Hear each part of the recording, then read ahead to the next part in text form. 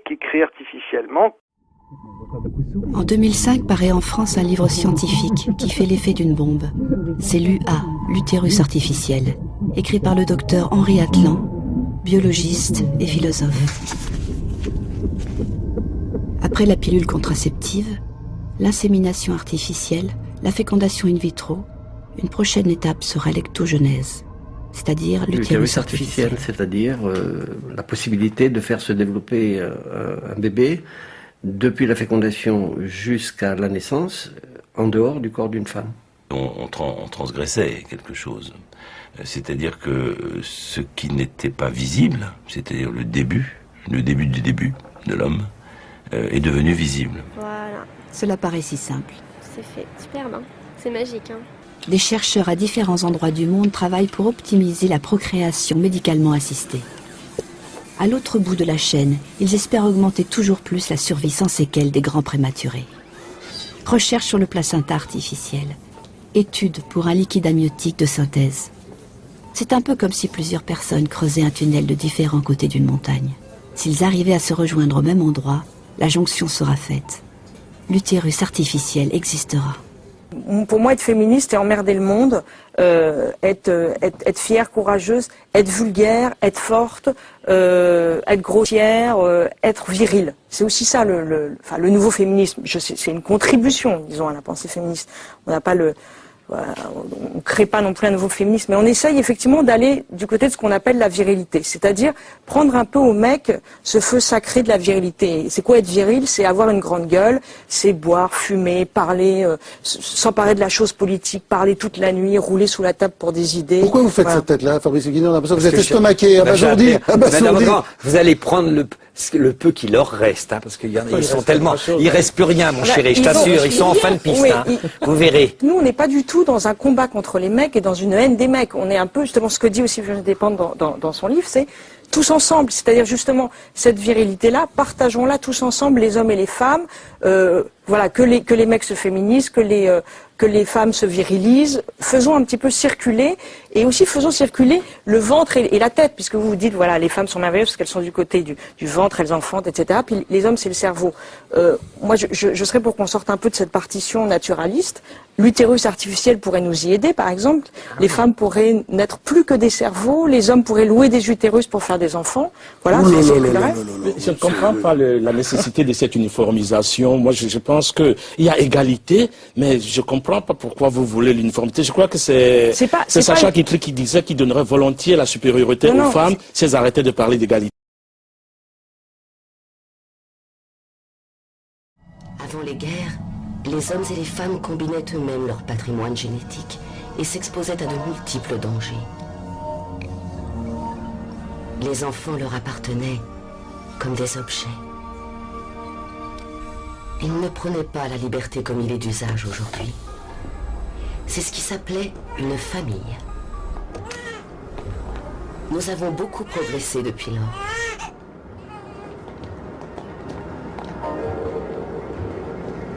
Aujourd'hui, nous n'avons pas de crime, pas de maladie, pas de guerre, pas de vieillesse, pas de souffrance. Nous sommes génétiquement programmés pour occuper la place dans la société qui nous a été attribuée. Et tout le monde est heureux. Très bien, c'est du bon travail. Je ne comprends pas. Comment est-ce que les enfants étaient décantés dans l'ancien temps? Les enfants n'étaient pas décantés, ils naissaient. L'homme et la femme pratiquaient le sexe, la femme tombait enceinte et ensuite elle accouchait. Comme les animaux? Je sais que c'est difficile à croire. C'était une expérience très douloureuse, dangereuse et extrêmement dégradante. Alors ils avaient peur d'avoir des activités sexuelles? Quelquefois, oui. Quand un homme et une femme voulaient avoir des bébés, ils étaient obligés de se marier. Et l'activité sexuelle n'était tolérée qu'entre ces deux personnes. Pendant combien de temps? Toute leur vie. Vous voulez dire que c'était des pères et des mères? Il n'est pas nécessaire d'utiliser un langage ordurier. L'ancien système encourageait les comportements négatifs. L'envie, la traîtrise, la propriété. Les enfants étaient élevés dans de très mauvaises conditions et ils n'avaient pas de soma pour atténuer leur douleur. La vie était très différente avant les guerres. Il a fallu que le monde soit unifié par un gouvernement rationnel et scientifiquement éclairé pour que nous puissions entrer dans l'ère du progrès. Aujourd'hui, nous vivons dans le luxe, l'harmonie et la sécurité. Y a-t-il jamais eu une époque plus agréable à vivre? Non. Le monde remercie Soma.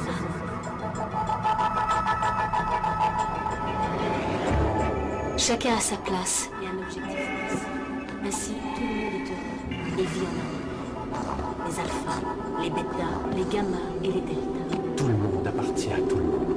Nous devons respecter les deltas, les gammas et les bêtas. Nous sommes tous utiles et je suis fier d'être un alpha. J'aurais détesté être aussi ennuyeux qu'un delta. Suivre des ordres comme un gamma ou surveiller comme un bêta. Nous sommes tous utiles. Nous devons respecter les deltas, les gammas et les bêtas. Nous sommes tous utiles. Je suis fier d'être un alpha. Chacun a sa place et un objectif précis. Ainsi, tout le monde est heureux et vit en harmonie. Chut. Ça va aller, prends un peu plus de soma. Tout le monde appartient à tout le monde. Nous devons respecter les deltas, les gammas, les bêtas. Nous sommes tous utiles. Mais je suis fier d'être un alpha. J'aurais détesté être aussi ennuyeux qu'un delta. Suivre les ordres comme un gamma ou surveiller comme un bêta. Nous sommes tous utiles. Comme Huxley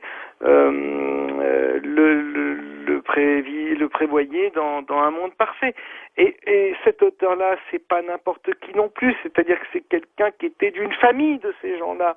C'est ça, toujours ça qu'il faut voir, c'est que c'est des gens comme Orwell, qui sont très bien informés sur certaines évolutions de l'humanité, etc. Enfin, ça nous lancerait tellement loin, ce serait assez passionnant de réfléchir à ça, mais là, il faudra alors être encore plus préparé pour vos auditeurs. Alors, pour toi, de toute façon, c'est quelque chose qu'il faut absolument refuser, j'imagine. Il faut se battre contre ça. Je crois que de toute façon, c'est pas tellement de se battre contre ça. Je crois qu'il faut prendre conscience de cette possibilité, voir que cette technologie potentiellement elle existe, que tout est en place pour que ça arrive, qu'on n'est pas à l'abri d'un jour d'une dictature qui montrerait son vrai visage, parce que peut-être il y a des gens qui vont dire que déjà on est dans un système de dictature aujourd'hui. Et tu sais, c'est le fameux truc, la démocratie, c'est cause toujours. Ça m'intéresse. Voilà. Donc, c'est pas tellement de se battre, c'est juste de prendre conscience. Et le fait de prendre conscience, déjà, ça permet d'éviter pas mal de pièges et donc de pas mal de mise en place de ces pièges.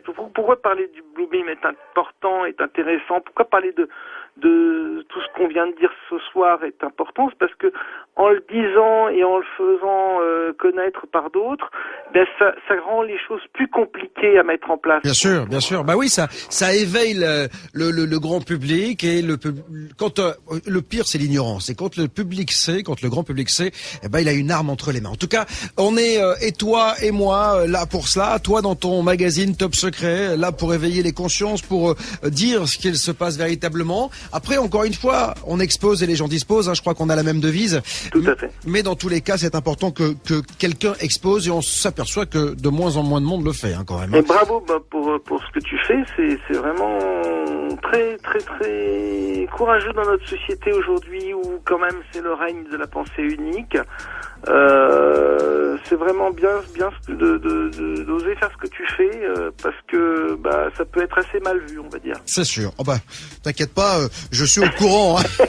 Je reçois quelques messages. En tout cas, 1000 fois merci. Qu'est-ce qui réunit la NASA, le FBI, la CIA, les Américains, les Russes, les religions, toutes les religions du monde? Toutes. Ah oui, parce que ça y va franchement. En gros, tous les puissants, qu'est-ce qui les réunit tous au sein de la même conspiration, en tout cas pour certains? C'est le projet Bluebeam initié par la NASA. Un projet absolument hallucinant pour imposer une religion du nouvel âge avec la venue de l'Antéchrist. Rien que ça. C'est une espèce de fusion, quoi.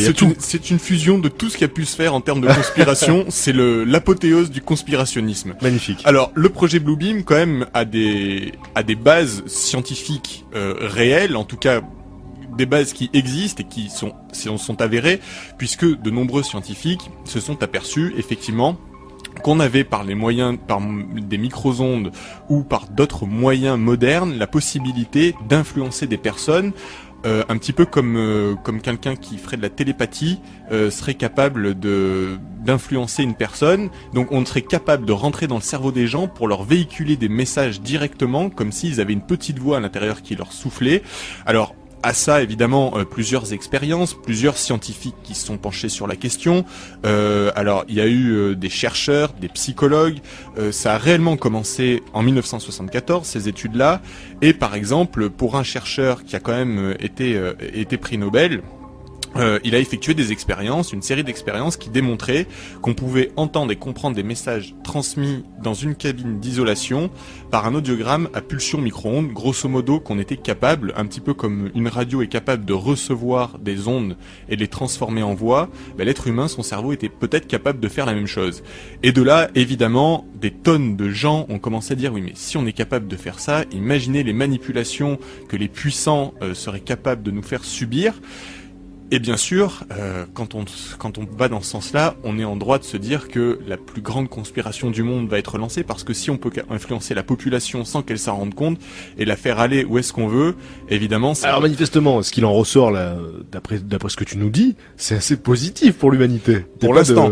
Pour l'instant. D'accord. Alors, avec cette animation virtuelle et le son provenant de la profondeur même de l'espace, les fidèles de diverses croyances fortement impressionnés, évidemment, seraient témoins du retour de leur sauveur comme d'une réalité vivante. Ensuite, les projections de Jésus, Mahomet, Bouddha, Krishna, enfin... toutes les divinités se fondront en une seule figure. Donc on aurait comme ça une espèce de morphing dans le ciel de tous les prophètes que les religions connaissent, pour former une divinité unique qui serait l'antéchrist et qui expliquera que toutes les écritures sacrées ont été mal interprétées et incomprises et que les vieilles religions sont responsables d'avoir dressé l'homme contre l'homme. Bref, cette grande mystification aura pour effet de générer un désordre social, politique, culturel et religieux et de créer la divinité unique, l'antéchrist de la NASA. Ah oui, non, parce que donc ça serait un antéchrist, hein, c'est le terme... C'est le terme officiel. Hein, d'accord. Voilà.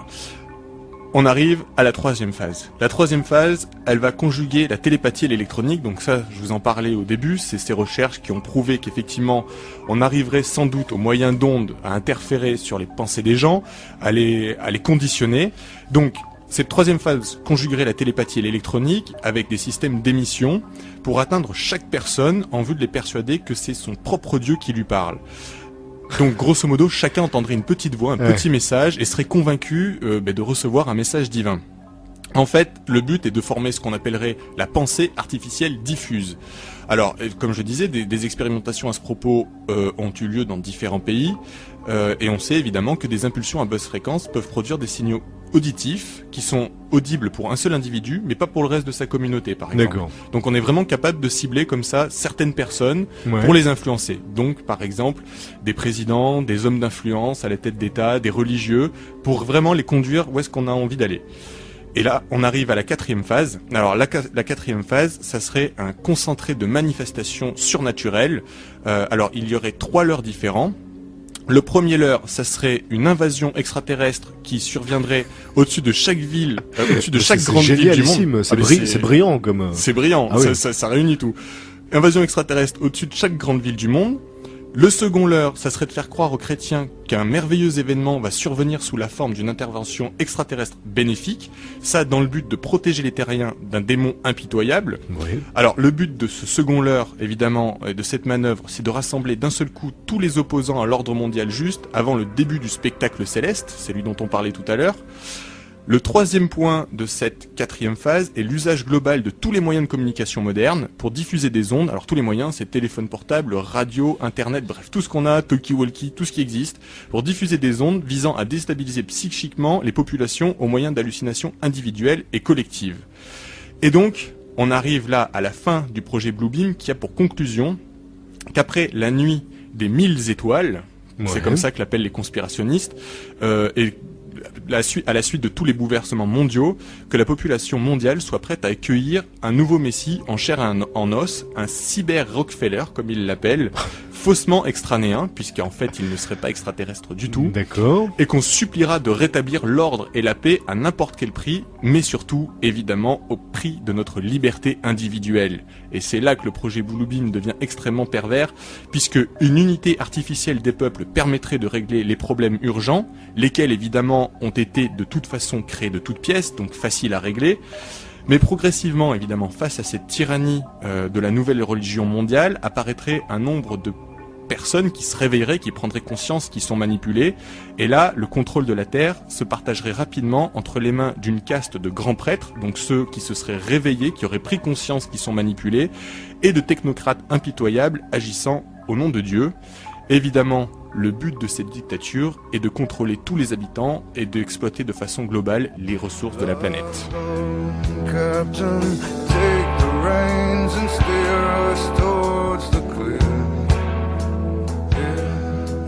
Ceux qui l'aiment l'écoutent pour savoir ce qu'il va dire. Ceux qui en ont peur l'écoutent aussi pour savoir ce qu'il va dire. Bob est sur Ado. Comme tous les soirs, je le répète, Bob vous dit toute la vérité, n'aurait pas la même saveur sans vos témoignages, vos réactions. Pour cela, les réseaux sociaux, ce soir encore, vous appartiennent. Et oui, vous pouvez réagir via Twitter, Maudiès Bob Vérité, et sur la page Facebook, Bob vous dit toute la vérité sur Ado. Merci Maud Elliott, et merci aussi à tous ceux qui alimentent les blogs, qui parlent de l'émission, à tous ceux qui usent leur réseau pour dire qu'ici sur Ado, il existe un homme qui dit tout haut ce que beaucoup pensent tout bas sans jamais avoir eu le courage de le dire. Et pour commencer, place au projet Bluebeam Project avec Paul Ponceau. Bonsoir Paul. Bonsoir Marc. Non, moi c'est Bob. Bonsoir Bob. Mais c'est pas grave. Un point pour moi. C'est parce que j'ai parlé de Marc Gré juste avant. Exactement. Qui est un ami d'ailleurs. Oui, c'est pour ça. C'est comme ça détend l'atmosphère. Alors Paul, vous êtes chercheur de vérité, un peu comme moi. Alors vous avez écrit Le plan secret du diable, édité à compte d'auteur. Il parle, ce bouquin, de présence reptilienne, donc du projet Bluebeam, des nouvelles vibrations et de la mise en place du nouvel ordre mondial. Alors, pour ceux qui connaissent pas du tout, qui sont pas du tout branchés, en quelques mots, c'est quoi le Bluebeam Project ?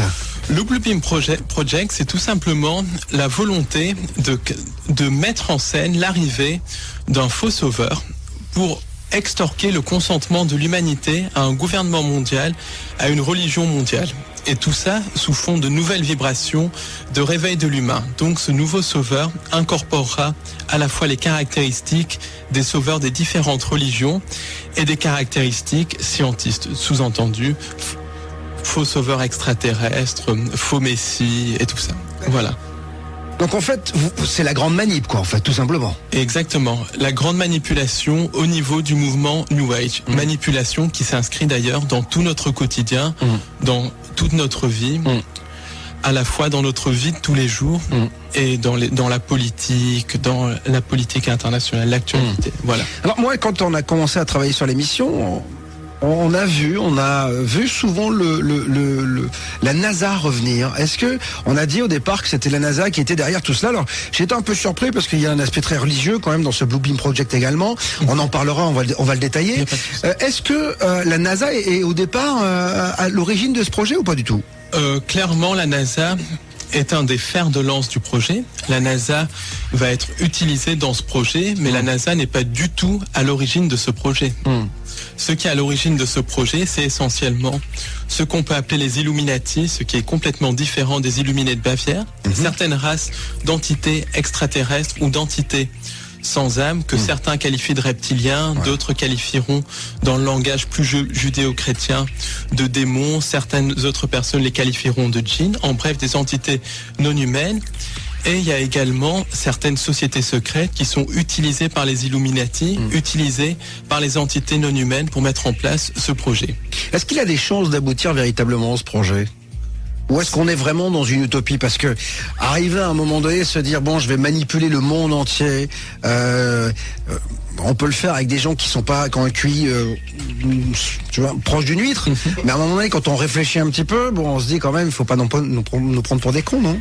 La manipulation a lieu tous les jours, à tout moment. Par exemple, moi je fréquente beaucoup de gens dans le mouvement New Age, des gens dits éveillés, et je suis surpris de voir le nombre de personnes qui se laissent manipuler par des imbécilités, comme par exemple la mascarade de la démocratie, la mascarade de la politique. Beaucoup de gens dans le milieu New Age disent je vote parce que je dois voter, parce que des gens sont morts pour ça. Ils vont voter pour des candidats qui représentent qui sont très souvent deux faces d'une même pièce. On voit aussi beaucoup de gens qui sont dans soi-disant réveillés, mais qui sont dans cette optique de l'arrivée d'un sauveur externe et tout ça. Donc la manipulation fonctionne très bien. Un exemple de manipulation, c'est la manipulation du 11 septembre. Il faut savoir que on avait fait un sujet d'ailleurs, le 11 septembre dernier, très belle émission dessus, à 2 heures, c'était magnifique. Il faut savoir par exemple que lors du 11 septembre, beaucoup d'Américains disaient que Bush ne faisait pas assez pour les protéger.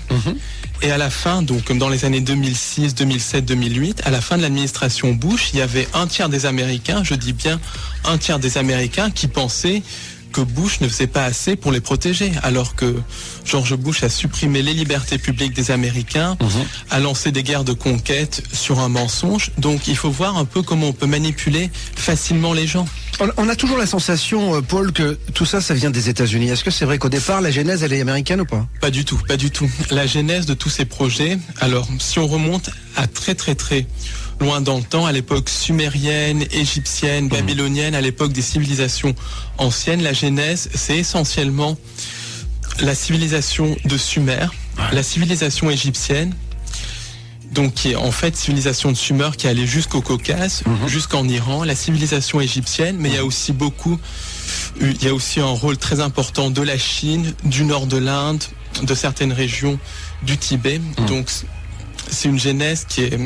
Et donc quand je vous écoute, ça veut dire ça remonte à très loin.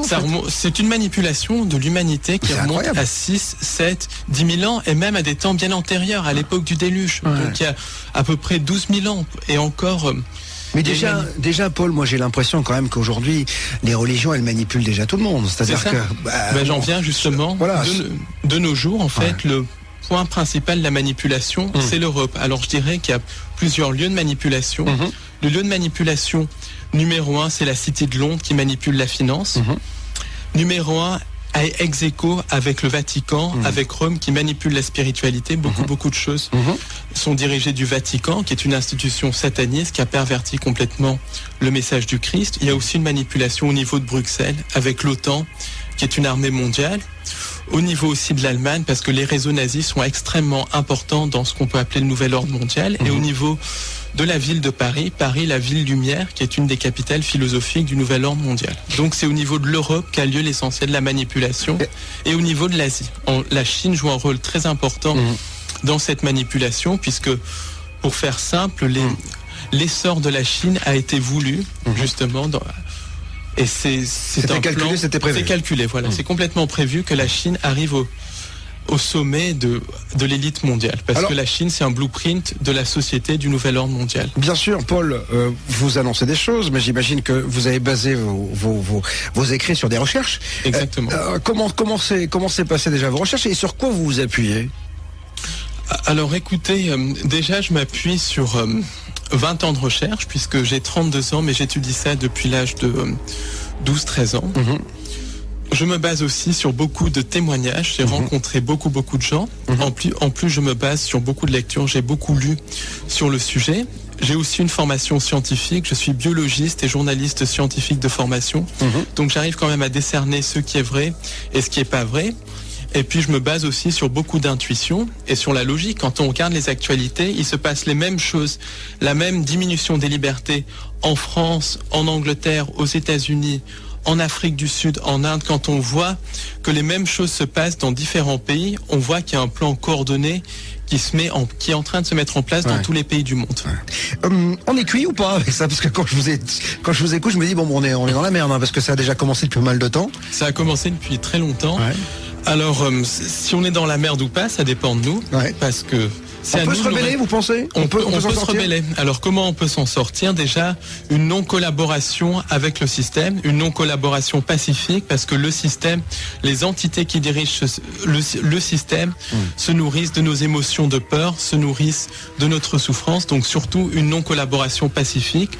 Toute la violence et tout ça fait le jeu du système, donc toujours non-collaboration pacifique. Comment faire pour non collaborer? C'est-à-dire, déjà, quand une décision nous paraît injuste, ne pas participer à cette décision, et quand au fond de nous, on sent qu'on ne doit pas faire quelque chose, ne pas le faire. Quand on sent qu'on doit faire quelque chose, le faire. C'est essentiellement ça, la non-collaboration. Par exemple, il y a un gros problème à l'heure actuelle avec la vaccinologie.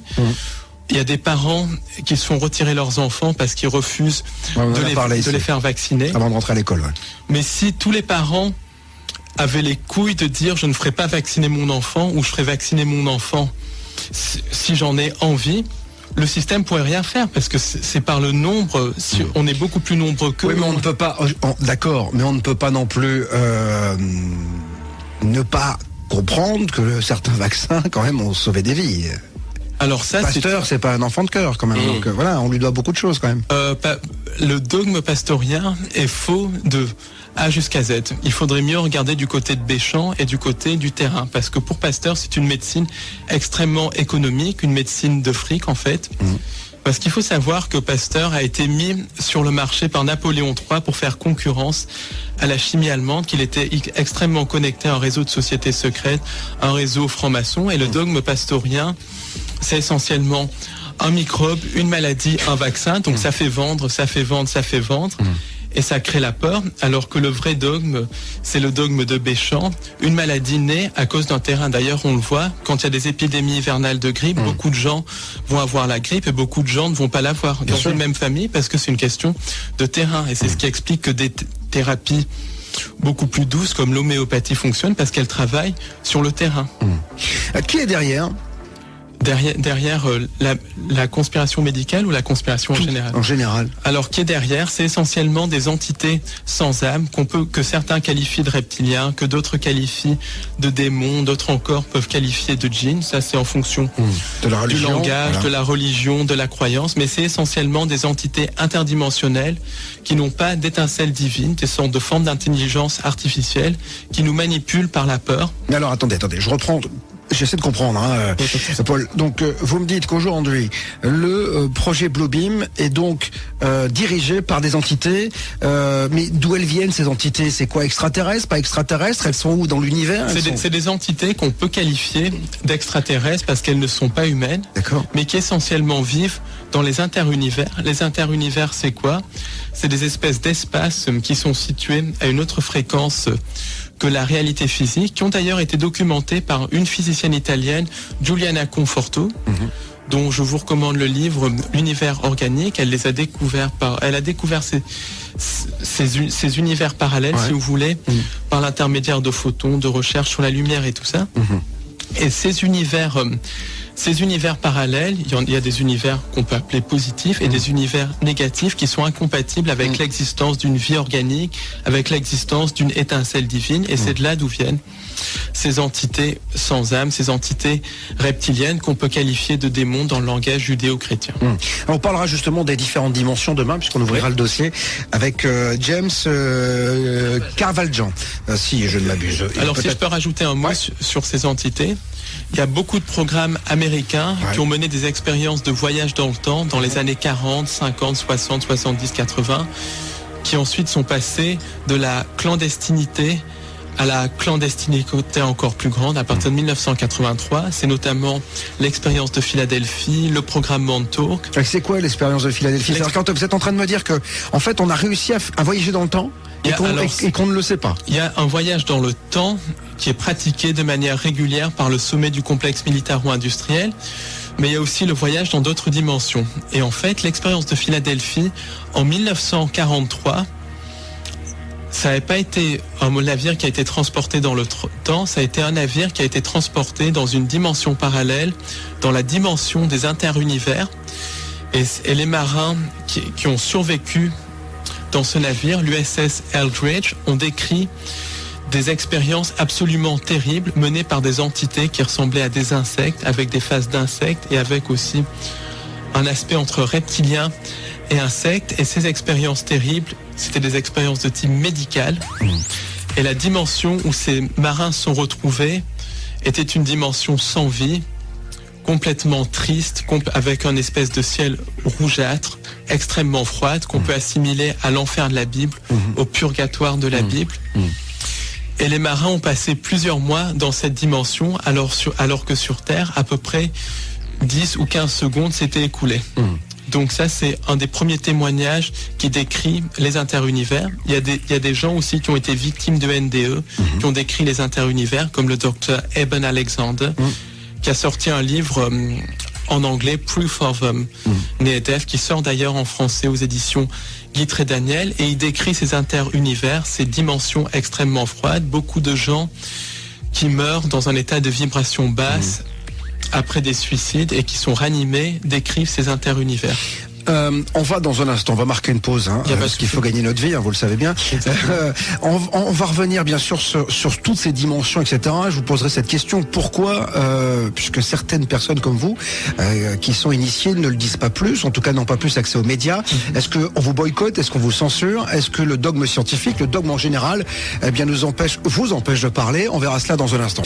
Et alors dans un instant, du côté de 22h, nous parlerons des entités, de la matérialisation de ces entités et de l'incorporation par les médiums de ces entités.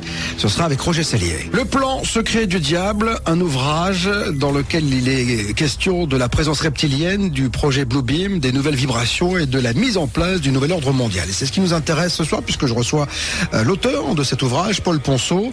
On va donc revenir sur la question que je vous ai posée tout à l'heure, les médias, etc., etc. On a la sensation que on parle pas de tout cela, que tout est un peu caché. Et encore une fois, je dirais, ces entités dont vous nous parlez, qui sont sur d'autres dimensions, qu'est-ce qu'elles retirent de ce projet Blue Beam et de cette grande manipulation? Alors, d'abord les médias. Alors, les médias, de toute façon, sont complètement inféodés. Complètement inféodés à ce qu'on appelle les Illuminati, à ce réseau de sociétés secrètes. Par exemple, il n'y a jamais de petites annonces pour être présentateur aux 20h. Quand on est présentateur, c'est qu'on fait partie de certaines sociétés secrètes, qu'on s'est dans 99% des cas incliné devant le système, qu'on s'est incliné aussi devant le réseau de sociétés secrètes. Il y a aussi une ligne directrice à dire. Par exemple, dans la presse, on ne peut pas être pro-palestinien, il faut être pro-israélien, pro-sioniste. On ne peut pas dire la vérité sur le 11 septembre, il faut suivre la version officielle qui est complètement... Ce qui vous dérange quoi, vous, c'est la liberté d'expression, c'est ça? Il n'y a aucune liberté d'expression dans la presse, en fait.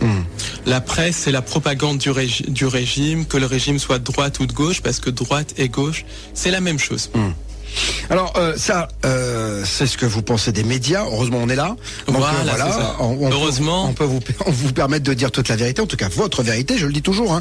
Vous êtes peut-être pas d'accord avec Paul, mais en tout cas j'expose et vous disposez. Mais l'important c'est de parler. Alors je le disais dans ces différentes dimensions.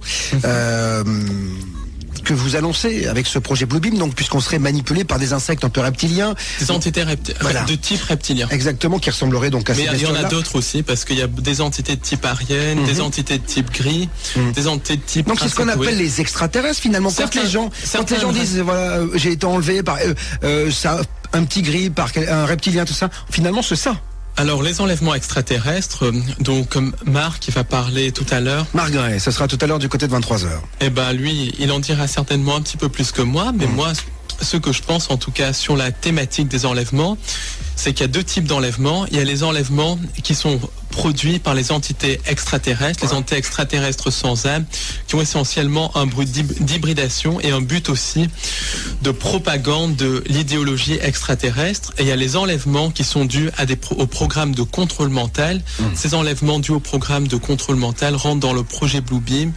Ils sont là pour créer des alters, pour créer les grands prêtres de la nouvelle religion mondiale, qui sera basée au moins en partie sur la vénération génération de ces entités sans âme. Donc il y a les vrais enlèvements extraterrestres et les enlèvements qui sont dus au complexe militaro-industriel, au programme de mind control, et qui paradoxalement sont faits avec la technologie extraterrestre, puisqu'au niveau du complexe militaro-industriel, il y a une collaboration constante avec des entités extraterrestres. Alors j'ajoute que contrairement à ce que pensent beaucoup de gens du milieu New Age, et là je vais être un peu iconoclaste, les enlèvements par leur nature même ne sont pas positifs ni rien, parce que quand on commence à violer l'intimité de quelqu'un, quand on commence à agir sur l'esprit des gens, quand on commence à agir sur les couilles de la personne, il faut dire les choses telles qu'ils sont.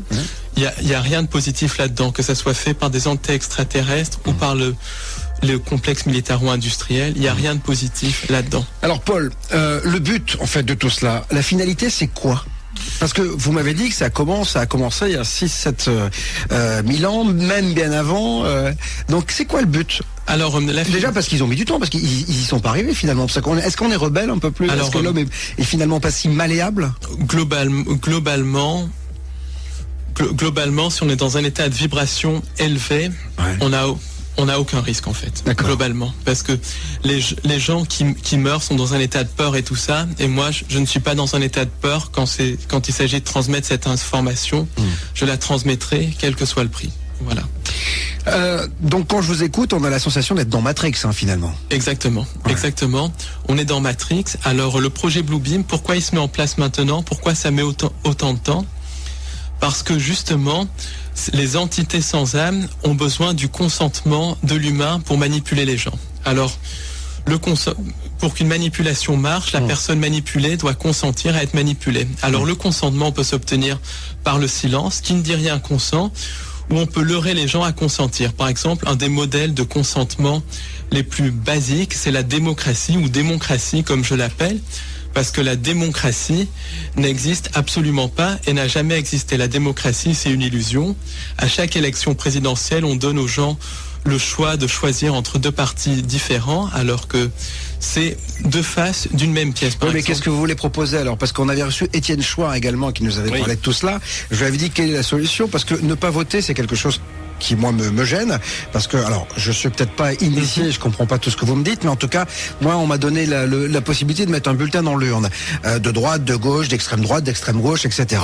Et puis je me dis que finalement au cours du temps, on voit encore qu'il y a quand même certains pays qui sont toujours sur un régime de dictateur, et puis d'autres qui sont en tout cas de ce côté-ci de l'Atlantique plutôt des régimes de démocratie.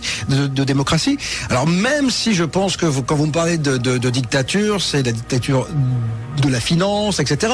C'est ce que vous avez. Mais on est quand même vachement plus libre qu'au Mali, par exemple, où on voyait que, vous voyez, on est quand même. Encore qu'au Mali, il y a un génocide qui est en train d'avoir lieu, une guerre coloniale qui est en train d'avoir lieu, parce que quand un régime est à bout de souffle, quand un régime veut détourner l'attention des choses, il envoie les troupes pour des guerres coloniales. C'est arrivé dans les années 70. Vous êtes en train de me dire qu'en fait c'est pour un leurre, en fait, c'est ça. Exactement. Pour gommer la politique de François Hollande, c'est ça. Alors la guerre du Mali, donc justement on peut en parler. Ça. Pas trop, parce qu'on va surtout revenir sur le projet Bluebeam, mais non, mais allez-y vite fait. Oui, la guerre au Mali, donc elle peut s'interpréter à plusieurs niveaux. En premier lieu, donc c'est un espèce de leurre pour créer une guerre, pour détourner les gens de toute l'austérité économique qui est en train de se mettre en place. On peut élaborer là-dessus. En second lieu, c'est une guerre pour s'emparer des richesses du Mali. C'est un pays qui est extrêmement riche en pétrole, en hydrocarbures, en minerais.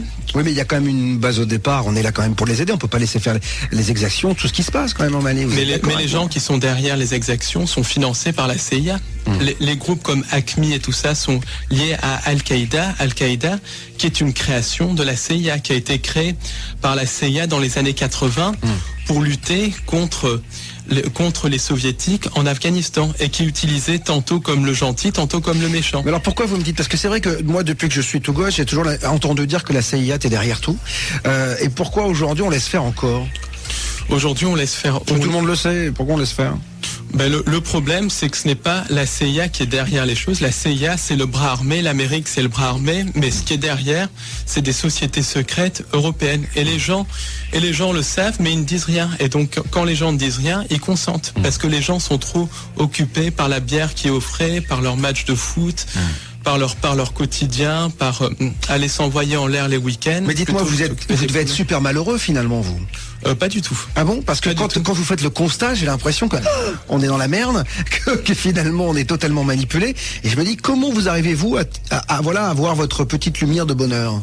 Alors ma petite lumière de bonheur, c'est par mes proches, d'ailleurs, qui est ici. Ma petite lumière de bonheur aussi, c'est par cette recherche, en transmettant cette information aux gens, en leur disant comment se libérer, et puis en ayant compris qu'il y a autre chose que ce monde de merde, et en ayant compris notre véritable nature, qui est une nature divine, et en comprenant en essayant de comprendre les règles du jeu. Et les règles du jeu, c'est justement de comprendre qu'on est dans une matrice, qu'on est prisonnier de ce système, de cette lumière artificielle qu'on peut appeler lumière luciférienne, qu'on peut appeler la matrice, qu'on peut appeler l'égrégore. Et le but du jeu, c'est de sortir de ça.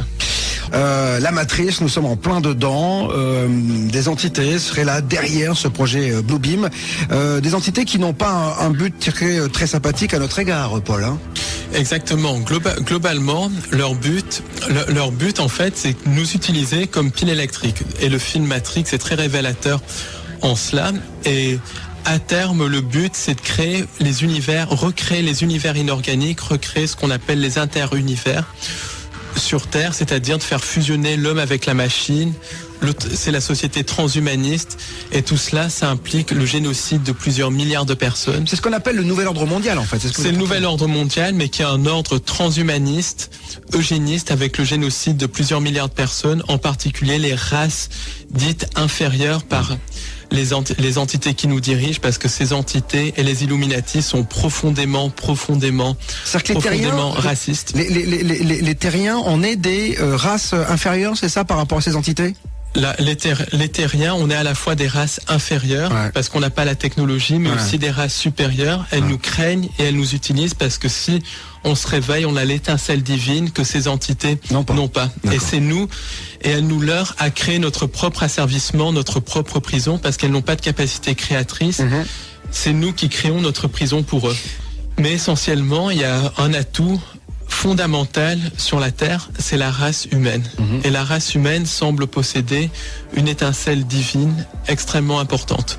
Et en plus, il y a toute cette diversité de vie sur Terre qui, d'après ce que disent certains contactés extraterrestres, ne se retrouve pas ailleurs dans l'univers. Donc il y a plein de raisons à ça. Alors, maintenant, j'ai envie de savoir comment ça va se passer, en tout cas là dans les années qui viennent. Comment ça se passe, quel est le process, quoi? Alors le process, déjà, c'est notre choix, où on retrouve notre vraie nature avec l'aide des nouvelles vibrations qui sont en train d'arriver, sur lesquelles je reparlerai un petit peu plus tard. On sort de la matrice et on retrouve notre vraie nature, notre nature divine qu'on n'aurait jamais dû perdre. Ou bien c'est quoi cette nature divine qu'on a perdue? Cette nature divine, c'est essentiellement la nature de créateur infini. On est capable de créer notre réalité. On est possibilité infinie. On est capable de créer. J'essaie de comprendre, Paul. Créer notre réalité, ça veut dire quoi? On est des êtres créateurs. À un moment donné, avant qu'il y eut cette arrivée d'entités extraterrestres sans âme, on pouvait littéralement créer par la pensée. On le peut toujours, mais c'est beaucoup plus voilé et tout ça. D'accord. On est des êtres créateurs, on est capable de tout, et surtout on a notre connexion divine. On est possibilité infinie.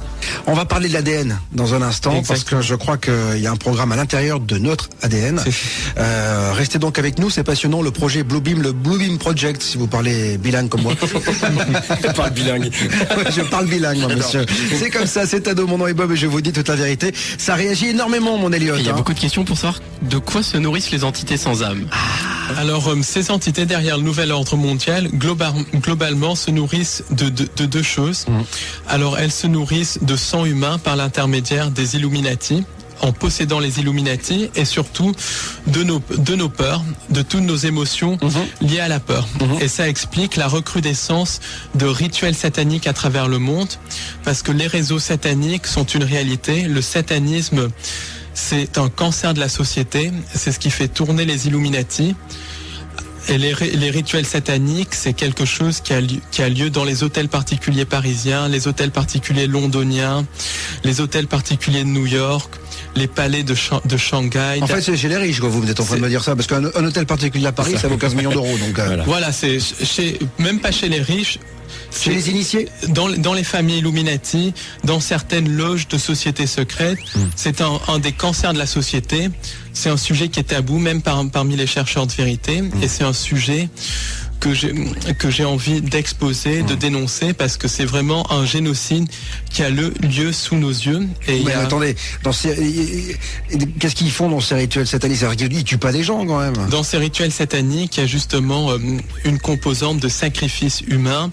Et c'est un ciment qui relie malheureusement le monde de la politique, une partie du monde de la politique bien sûr. Mais que fait la police?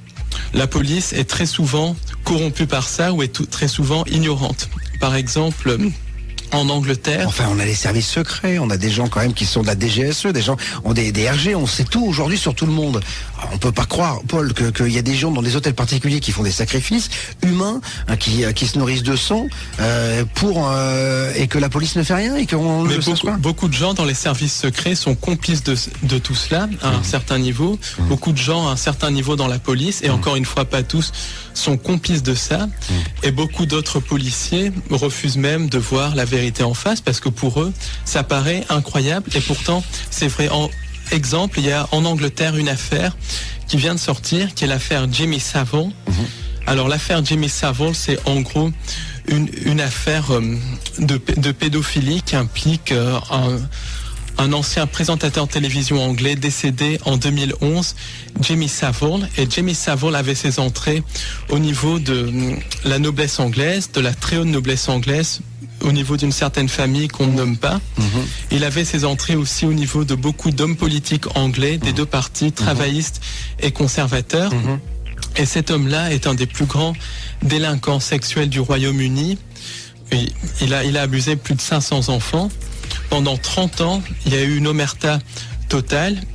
Et maintenant, il y a des témoignages qui commencent à sortir, qui disent que Jimmy Savile participait à des rituels sataniques avec des hommes politiques au niveau de l'île de Jersey, dans certains palais et tout ça. Et il y a une opération de police, mais qui ne parle absolument pas des connexions politiques, donc qui met en accusation des gens du show business et tout ça, mais qui ne va même pas regarder du côté des politiques, du côté de la noblesse. Alors, ça me rappelle un peu Whitechapel quand même, ça déjà, ça. C'est un petit peu les affaires de Whitechapel. Ouais. L'affaire Dutroux, par exemple, implique comme une grande partie de la très haute noblesse belge. Elle implique aussi un grand nombre d'hommes politiciens belges, des notables de l'OTAN, des notables des Bilderberg. Bon, on a compris que de toute façon, c'était pourri. Hein. C'est-à-dire que là, on est quand même dans le sordide. Hein. C'est-à-dire que dans le monde politique, comme globalement, le monde, les Illuminati, c'est un système qui est ce qu'on peut appeler satanique, qui est basé sur le sacrifice humain, sur la sexualité dépravée. C'est absolument horrible. Pourquoi ? Parce que l'énergie de peur dégagée lors de ces rituels va nourrir ces entités sans âme qui se nourrissent de nos peurs. Ensuite, il y a d'autres rituels à très grande échelle, des rituels sataniques à très grande échelle, qui font appel au symbolisme. Pourquoi ? Parce que le symbolisme va porter essentiellement la vibration de la personne qui a créé le symbole, et beaucoup de symboles sont créés ou détournés par les Illuminati. Et un symbole, c'est quoi ? Un symbole, ça peut être une figure géométrique, comme le triangle par exemple, ça peut être une date, le chiffre 11 par exemple, joue un rôle de symbole parce que 11 ans c'est associé au cycle solaire et les Illuminati ont détourné le cycle solaire.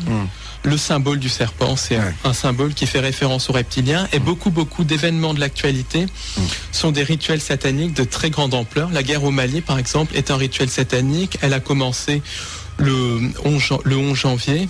L'affaire Mera aussi porte beaucoup d'éléments qui laisse penser qu'il s'agit d'un rituel satanique avec un début le 11 mars, une fin le 22 mars. On va laisser la fermière parce que je crois qu'en ce moment en plus on en reparle énormément, donc on va laisser ça parce qu'en plus il y a des gens qui ont été touchés là-dessus. Mais moi j'aimerais quand même qu'on revienne sur le programme donc à l'intérieur de notre ADN. Alors c'est quoi ? Alors en fait globalement l'homme a été génétiquement modifié par ces entités sans âme. Pourquoi génétiquement modifiés? Parce que ces entités sans âme ont créé ce qu'on appelle le subconscient, ce qu'on appelle l'ego, et l'ego est extrêmement lié à l'ADN. On modifie l'ADN, on modifie l'ego, et beaucoup de gens sont sous le contrôle de leur ego. Quand on voit les gens dans le métro qui sont dans la routine métro, boulot, dodo, il y a des gens qui n'ont jamais pensé dans toute leur vie par eux-mêmes, qui sont complètement sous le contrôle de leur ego ou de leur subconscient. Et dans le subconscient, donc dans notre ADN, puisque c'est l'ADN qui commande l'ego, il y a un programme qui fait qu'on peut être manipulé extrêmement facilement. Et ce programme, c'est le programme du sauveur externe. Qu'est-ce que c'est que le programme du sauveur externe? C'est ce programme qui fait qu'on donne notre énergie à quelqu'un d'autre pour venir nous sauver. Et le Blue Beam va faire appel à ça. Essentiellement, les entités sans âme et les Illuminati vont créer un maximum de chaos pour que le chaos organisé? Un chaos organisé pour que les humains demandent l'arrivée d'un sauveur externe ou accueille à bras ouverts un sauveur externe. Et ça, quand un humain accueille un sauveur externe, c'est un consentement. Et là, les humains consentiraient à être régentés directement par les entités sans âme et au nouvel ordre mondial. Alors vous dites que vous avez rencontré un homme qui vous a dit avoir été modifié avec l'ADN d'un dauphin, c'est exactement. Ça? C'est-à-dire? Alors, c'est-à-dire que... C'est un programme quoi, militaire? Un programme militaire qui a eu lieu en France. Ouais. Et j'ai discuté avec cet homme au cours d'une conférence que j'ai donnée en province. Je ne parlerai pas du nom de la ville. Et au début, je pensais que cet homme me disait des bêtises. Mais je lui ai parlé pendant longtemps et j'ai ressenti une grande sincérité. Et il a expliqué avoir été modifié par de l'ADN, avec de l'ADN de dauphin, dans le cadre d'une expérience militaire. Pourquoi? Parce que les militaires, le complexe militaro-industriel de haut niveau a une technologie qui a plusieurs milliers d'années d'avance sur ce que l'on connaît. Et je vais vous dire ce que c'est un peu les technologies. Il y a des technologies de contrôle du climat, le projet ARP, des technologies d'antigravitation.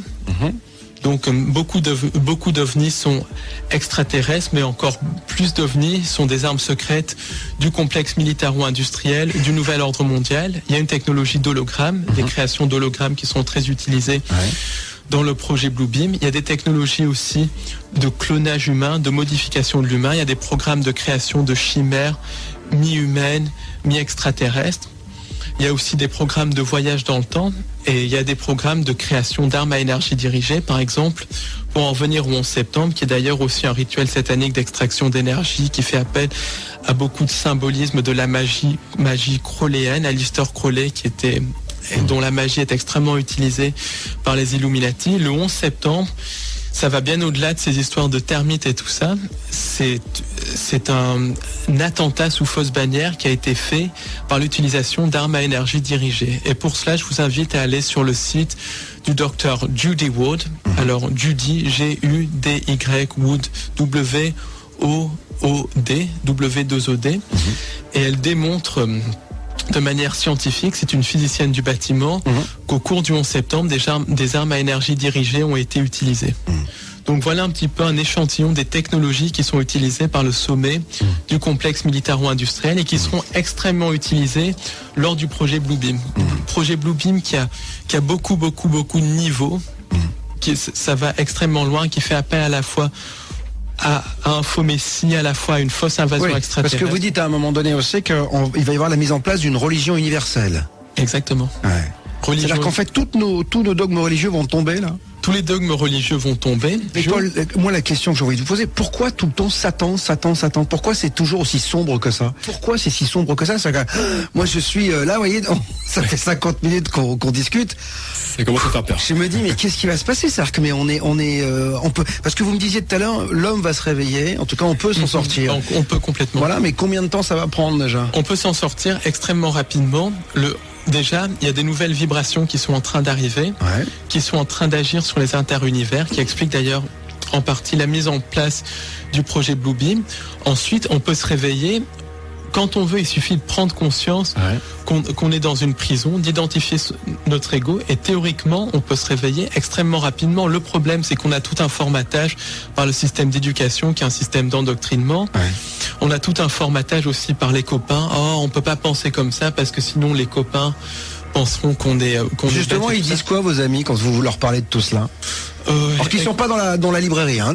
Ceux qui sont à l'extérieur. Vous en avez des amis qui sont à l'extérieur de ce groupe-là? J'en ai quelques-uns, mais j'évite d'en parler avec eux parce qu'il y a beaucoup de gens, malheureusement, c'est des murs de briques. On peut pas leur parler. C'est ce que je dis, cette émission ne peut pas être mise entre toutes les oreilles. C'est exactement. Voilà. Alors, on essaye, mais c'est très difficile. Il y a aussi, je peux vous renvoyer en fait le boomerang, vous pouvez le reprendre dans la tête en fait. Il y a peut-être des gens qui disent oui, ben ces propos, c'est justement lui, nouvel ordre mondial, qui fait passer toutes ces idées. Vous voyez ce que je veux dire? C'est-à-dire que vous avez une théorie, vous avez là pour le coup tout est vachement réfléchi. Qui ne dit pas que c'est vous finalement qui êtes derrière tout ça? Parce que vous comprenez que je peux vous poser cette question. Oui, bien sûr, bien sûr. En fait, il faut parler de ça parce qu'il faut être complètement au courant de ce qui va se passer. Je donne un exemple. Si on est en train de prendre un pique-nique au milieu d'une voie de chemin de fer parce que tout est beau, tout est magnifique et tout, si on n'est pas conscient que des trains peuvent arriver, on finit par se faire écraser. Donc la première chose pour se sortir de ça, c'est informer les gens, de savoir à quoi on a affaire. Et ensuite, c'est de proposer les solutions. Et les solutions sont extrêmement nombreuses parce qu'on a des aides, je dis bien des aides angéliques, on a aussi beaucoup de solutions au fond de nous-mêmes en fait. Alors vous me disiez aussi, lorsqu'on a préparé l'émission, que les Illuminati ont des technologies qui ont des dizaines d'années d'avance. Ils peuvent donc nous envoyer, puisqu'ils nous envoient des choses plutôt pas mal des fois à des quidam, en disant comme vous et moi, ils envoient des technologies ou des choses comme ça. En tout cas des gens qui sont... vous me parliez tout à l'heure de ce monsieur là qui faisait en banlieue parisienne de l'énergie propre, etc. Mais ils peuvent balancer aussi des infos qui sont pourries. Alors justement, beaucoup de textes de channeling, par exemple, beaucoup de textes de channeling sont issus du projet ARP, sont issus du bas astral, sont issus même de manipulation mentale, de déclenchement de programmes de contrôle mental. Par exemple, quand on lit des livres de channeling, je suis dans une librairie, je suis bien placé pour le savoir, il y a beaucoup de livres de channeling, c'est vraiment de la merde, c'est ce qu'il faut dire. Il y a rien dedans, il y a aucune spiritualité à l'intérieur, c'est des messages complètement bateaux et tout, donc il y a énormément de désinformation. L'ufologie par exemple, il y a beaucoup de désinformation qui est balancée dans l'ufologie. Beaucoup de groupes ufologiques sont d'ailleurs tenus par certaines sociétés secrètes, par certains services secrets et propagent justement la propagande du nouvel ordre mondial. La propagande du nouvel ordre mondial, c'est cette fameuse fausse invasion extraterrestre, alors que l'invasion extraterrestre a déjà eu lieu depuis très longtemps. Et il y a aussi l'autre extrême, c'est des sauveurs extraterrestres pour qu'on délègue notre pouvoir à quelqu'un d'autre, alors que le pouvoir est en nous, ce qui n'exclut pas des aides, parce qu'il y a des aides angéliques, il y a des aides extraterrestres, mais c'est pas des sauveurs. Même moi, j'ai vécu beaucoup d'épreuves il y a 2 ou 3 ans, et pour tenir, pour en arriver où j'en suis, il faut une aide extérieure parce que je n'aurais pas eu la force de continuer. Mais l'aide, ça ne veut pas dire sauveur. Aide-toi et le ciel t'aidera, dit la Bible. Dites-moi, c'est marrant parce que vous faites référence quand même à la Bible qui est quand même... La Bible où il y a beaucoup de trucs sataniques, mais où il y a quelques éléments de vérité à l'intérieur. Bon, bah tant mieux, j'espère, parce que c'est quand même de toute façon, pas mal écrit quand même. Toute bonne désinformation, en fait, va avoir 90% de conneries et 10% de vérité. Il y a toujours de la vérité quelque part. Dites-moi, il n'y a pas un côté parano, parce que c'est ce qu'on nous dit un peu, Nicolas par contre dit, est-ce que il n'y a pas un côté un peu parano dans tout cela? Écoutez, vous comprenez qu'on puisse vous dire ça? Écoutez, on peut retourner l'argument. Qui est le plus paranoïaque, les gens qui pensent qu'il y a des mauvais musulmans qui vont planter des bombes de partout, ou les gens qui s'intéressent au nouvel ordre mondial, qui veulent savoir ce qu'il y a derrière les choses. On rappelle quand même que on dit toujours encore, je le dis toujours, les terroristes, c'est une infime partie de gens qui se disent musulmans. Quand même, les gens dans le monde veulent vivre en paix. C'est vachement important de le rappeler, parce que arrêtez de stigmatiser, mesdames et messieurs, parce que ça fait le jeu de certaines partis politiques. Mais justement, beaucoup de gens font l'amalgame déjà entre musulmans et terroristes. Ça, je supporte et le terrorisme islamiste, de toute façon, n'existe pas. Attention. Faut faire très attention. Exact. Le terrorisme, de toute façon, islamiste n'existe absolument pas. Le seul terrorisme, c'est le terrorisme d'État, qui a eu lieu donc le 11 septembre, qui a été fomenté par les néoconservateurs américains. Le gouvernement anglais est à l'origine, par exemple, des attentats du 7 juillet à Londres. Parce qu'en fait, tout est gouvernement. En fait, alors pour le coup, c'est la vraie manipulation gouvernementale. Voilà, on est vraiment des pions, et les gouvernements de tous les pays font ce qu'ils veulent de leurs citoyens et de leurs concitoyens. Exactement. Les gouvernements, comme dirait Ghislaine Langto, le gouvernement gouverne aimant. Ghislaine Langto, c'est la fondatrice du mouvement Personocratia, en fait, qui est un mouvement qui dit qu'il faut qu'on récupère notre propre pouvoir. Alors, juste, on va se quitter malheureusement dans 2 minutes. Vous reviendrez, j'imagine, pour en continuer à en parler. Un contre-plan. Il y a un contre-plan. Qu'est-ce que vous me... Voilà, moi, je vais rentrer chez moi ce soir. Qu'est-ce que je dois me mettre dans la tête? Alors, le contre-plan, déjà. Alors, globalement, le contre-plan, c'est qu'il y a des nouvelles vibrations qui sont en train d'arriver. Si on choisit par notre libre arbitre de suivre ces nouvelles vibrations, on peut vraiment se libérer. Ensuite, le contre-plan, c'est notre humanité. On a une étincelle divine, on est 7 milliards, les entités sans âme ne sont que quelques dizaines ou quelques centaines de milliers au maximum. Nous, on est 7 milliards avec une étincelle divine. En plus, si on se donne vraiment les moyens, si on refuse tous de collaborer de manière pacifique avec le système, on peut vraiment arriver à quelque chose. Mais la solution, globalement, c'est vraiment s'aimer les uns les autres, aimer son prochain et essayer de donner l'information comme on peut la donner. Et quand on sent que quelque chose est juste le faire et transcender nos peurs. Alors vous avez dit quelque chose de très intéressant. Aimez-vous les uns les autres, quelle que soit votre couleur de peau, votre religion. C'est ça qui est le plus important. Paul Ponceau, merci infiniment d'être venu ici. Je rappelle que vous êtes chercheur de vérité, libraire, conférencier, écrivain amateur et que vous avez écrit donc Le plan secret du diable à compte d'auteur. Voilà, si vous voulez en savoir plus, je vous conseille de vous procurer ce bouquin qui est quand même, il y a combien de pages Il y a à peu près 130 pages. Voilà. 130 pages, mais relativement grandes et écrites assez petites. Voilà, c'est ça. Donc, il y a pas mal de lectures. Merci Paul.